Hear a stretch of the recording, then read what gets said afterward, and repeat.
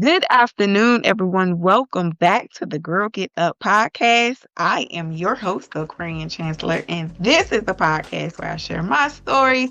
I bring guests on, they share their stories, all in hopes that it inspires you, listening audience, to go out and discover your infinite possibilities. So today is going to be another straight from the red carpet segment. We're going to be talking about someone who went from walking red carpets to building $1 billion empire. Yes, I said billion with a B. Today we're going to be talking about my girl, Jessica Alba. I like Jessica Alba. I think that although she wasn't the most raved or the most talked about actress, I still feel like she was talented. She was very beautiful. She's one of those actresses that you can never tell her age. Because, she just looked like she had the fountain of youth. I've always thought that Jessica Alba had an interesting story. Not having major success on the big screens, but she did very, very well in television. She went on from television, of course, the big screens, to building a company that broke the mold, basically challenging corporate America with her products that introduced a level of transparency that was never seen before. You might be thinking, when you hear The Honest Company and you know that her face is associated with that brand, you might be thinking, okay, here's another celebrity. She ain't put no blood, sweat, and tears in creating a product. All she did was slap her face on it and say, I made this. But that's not necessarily true. So let's rewind a little bit. Jessica Alba was born April 28th, 1981 to a very conservative Latin American family. She was born in Pomona, California. As a child, she was very sickly. She fought multiple bouts of pneumonia, 2 experiences of suffering from collapsed lungs, and she also suffered from chronic asthma.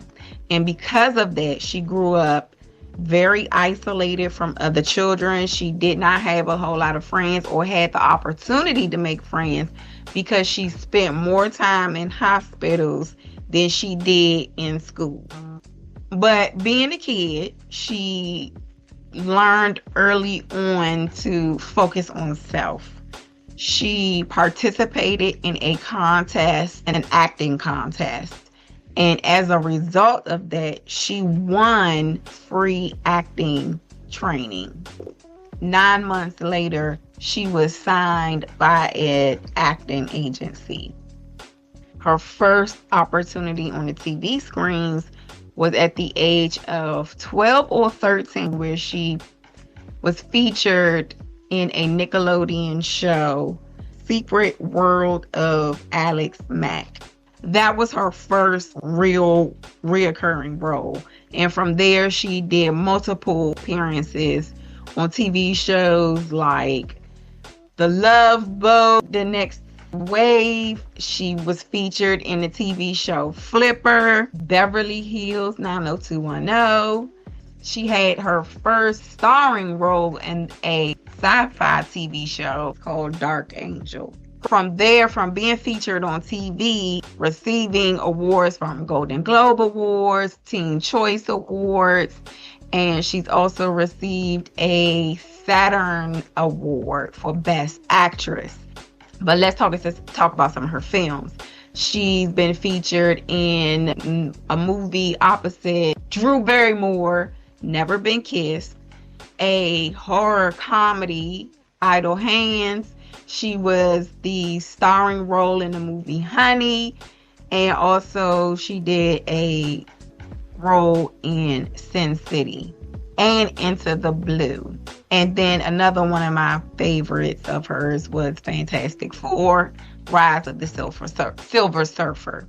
So she's done quite a bit, which would make you think, okay, if she's done that much, you would think she would have more of a name. But this is Hollywood. Sometimes you have to play the game a little bit. So let's talk about what some of that looked like. One of the reasons why she felt like giving up the Hollywood hustle and bustle was because she felt like she was typecasted into these overly sexual roles, especially when she was younger. So she didn't like that, and she felt like that limited her ability to broaden her horizons in Hollywood. She also complained about a particular director on the set of Fantastic Four who would ask her to cry prettier or to make herself dainty. They just wanted her to be just the pretty face. So she felt objectified. So it got so bad that, she really wanted to step away from Hollywood. She felt like, she didn't get the kudos that she thought that she should. So her films, to the critics, just weren't that great. You put in a lot of work, and sometimes it goes overlooked. Now, let's talk about the pivot point. You got all of these things. You being typecasted into a particular role, or you're being limited because of the way that you look, whether it's fitting into society's standard of beauty or not. You can't raise above this glass ceiling, whether it's perceived or whether it's real. So what do you do? During this time, life happens. 2008, she gives birth to her first child. Now, keep in mind, she was a sickly child herself. So she's always struggled with her excessive cleaning and how, she struggled with OCD. So which led to her wanting to have a clean environment, but worried about the toxins. When you were a first-time mom, you want everything to be perfect. You want your kids to be, the environment that your kids are in to be clean. That got her to thinking, how can she be more proactive about making sure that her child or her children had the best environment and the access to the best products, the healthiest products that were toxin free, good for the environment and good for the health of the baby. And so that led her on a journey to creating the Honest Company. Okay, so that was the beginning. Now, the company was not incorporated until 2011, but her fear had led her on a journey to wanting to create something that not only was a legacy, but it had purpose, it had meaning.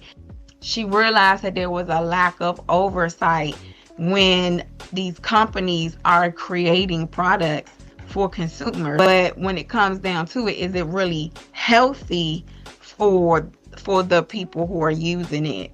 And so that was her selling point when she created her company. Here's a quote from Jessica Alba. It was from a Yahoo Finance article. She states, "When I really understood the lack of oversight on industries that make products, having to think through the human health aspect on the planet, and also the third thing, which is really standing for fairness, when it comes to equity, diversity, and inclusion, I then knew that there needed to be somebody to show that it can be done." That was her purpose. It went from her having a concern based on her own life experience, and then thinking on a wider scale, okay, how can I take this and turn into something can benefit from, but then the world as a whole can benefit from? And that birthed the Honest Company. So in 2011, Jessica partners with a few entrepreneurs to incorporate the company, the Honest Company. By 2012, they had launched 17 baby products and home essential products. The growth, absolutely explosive, and was valued at $1.5 billion by 2015. And in 2016, Jessica Alba made the Forbes list for America's Richest Self-Made Women and went public in 2021. And she stepped down from her company to pursue other business ventures in 2024. Her company really went from just this idea to $1.5 billion. Whoever would have thought that? You just don't know. That's why, I say, are you aware of your infinite possibilities? You never know what you can create.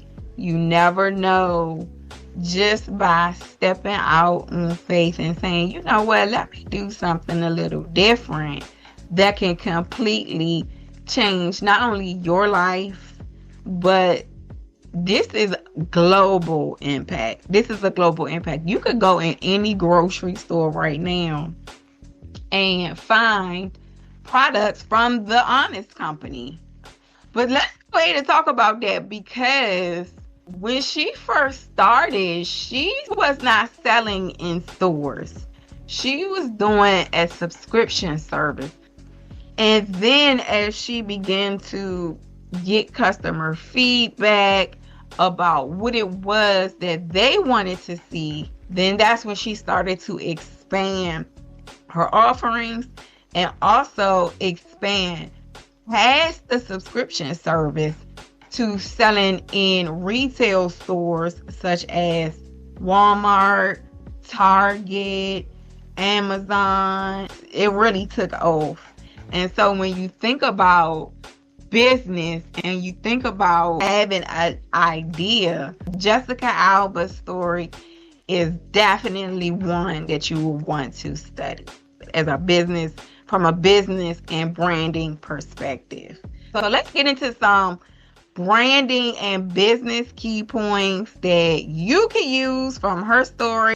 If you are an aspiring entrepreneur, if you are a business owner and you're looking for new ways to expand your business, one of the things that Jessica did was she used her platform to educate audiences. So what did that look like for her? She talked about her childhood. She talked about her health challenges and why it was important to have products that were toxin free. How can you use that? Share your why via your content and your messaging in your content to position yourself as an expert and build emotional ties. When you're being transparent and you're opening up and you're sharing, especially something so personal as an illness, it builds trust. And she was talking about industry flaws and why that made her company better than the rest. That level of transparency there, you didn't get with the other companies. How can you use that in your business? Be upfront on sourcing, talking about your ingredients, talk about why you're using those particular ingredients, because you're using them for yourself. Be your own advocate for your product, and then your customers can then be your advocate. Another branding message here is having a mission beyond just making money. So for Jessica, when she started it, she did not start it to make the $1.5 billion. She started it because she suffered. And because she suffered, in her mind, it's like, okay, I don't want my child to suffer. So I need to do everything that I can to give them the best, which would be toxin-free products, diapers, cleaning products that you use to clean your child's crib, bottles, all of those things that are paraben-free, toxin-free, that we give to our babies. These are babies. It was her mission to create something. It was not only healthy for her, but it became a global movement of health-focused products for your home. So how can you use that to benefit your business? Align your business with a social cause. It attracts talent, partners, and loyal fans. Hope you can partner with a nonprofit or a foundation and do something or bring home the purpose and the passion behind what you do and not just the money. Let's talk about some strategy. Focus, then expand. The technique that Jessica Alba did was when she first started to sell her direct-to-consumer products, it was the diapers. She started with the diapers. And then as she expanded, she introduced more products. How can you use that? Master one product, one category, and then you diversify. You talked about the direct to consumer. She did a subscription service to start out with, and then she scaled to retail stores. How can you use that? You can start online, and you basically want the data. You want the data about what products are most popular, how you can make it better, and then you're going to use that to create and expand. Let's talk about some leadership. One of the things that she talked openly about was feeling like she did not belong because of her meager success in the acting field, what others will have called meager. She did not feel like she was good enough. So if you take it back to in 2008 when she had this idea, she had to team up with other people in order to bring this dream to reality. So she had to overcome the imposter syndrome, and she had to bring in the help, the people that she needed that would help her get the job done. So what does that mean for you as a business owner, as an entrepreneur? Seek out the mentors or hire the support that you need to get the job done. Get your experts, know what you can and cannot do, know what you need to hire people for, and be open to pivoting. If you can't make it happen, hire the help that can help you make it happen. So let's get into some red carpet rules that we've learned from Jessica's story and her career as an actress, and even her wins and her challenges as the face and the brains behind the Honest Company. So those red carpet rules I talked about. Number 1, using your platform to educate and build trust. When you identify a gap in the market, remember we talked about that she really was challenging the status quo because there was not a lot of companies that were sharing not only the ingredients, but the effects of the usage of their products, long-term exposure to their products. So that's where she was challenging the industry, hence the name The Honest Company. Red carpet rule number 2, start small, scale smart. As business owners, sometimes we feel like we can just take on the world and create in one day and then everything is supposed to just take off like that. No, start small, then branch out. She started off with a subscription service. From then, once she saw the success that this thing is really taking off, as she got the data that she needed, she then was able to branch off into your retail stores, your grocery stores, your Target, Walmart, Amazon, any grocery store, any retail store you can go into. 9 times out of 10, they got The Honest Company on their shelves. Red carpet rule number 3, Lead with humility and adaptability. Now, this one is for the career climbers as well. I want to throw this in there. There's times where you might feel like you're not fit for the job. My challenge for you to get from this story is push through anyway. There are always going to be blind spots, especially when you're new to something. Don't feel like you don't belong there.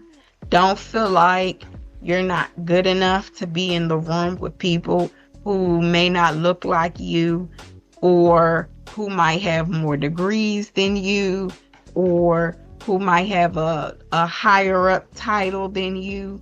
Know that when you're in the room, you're meant to be in the room. And put yourself in a position to not only do the job, but to learn as you're doing the job. Receive with open hands and know that if you're there, you're meant to be there. So that means in Jessica's case, if you meant to have $1 billion company, then you was meant to have $1 billion company. So, in closing, Jessica Alba's journey from health challenged, isolated youth to Hollywood actress to a $1 billion entrepreneur is a reminder that anything can be reinvented. Anyone can be reinvented into something more meaningful. All that is required is authenticity, strategy, and courage. And I would challenge you that as you build your brand, grow your business, or advance in your career, that use Jessica's scenario as an example. Always stay focused on your why. Be sure to educate your audience. Stay transparent, and never let anyone's limitations define your infinite possibilities. I hope that you enjoyed a snippet of Straight from the Red Carpet featuring my girl, Jessica Alba. I don't know her personally, but girl, I'm putting it in the atmosphere that one day we're going to be sitting in the same table, in the same boardroom with my $1.5 billion company. I'm just saying it right now, okay? So with that, thank you for joining me here. I hope that this segment resonated with you. With that, I will see you next episode. Take care, everyone.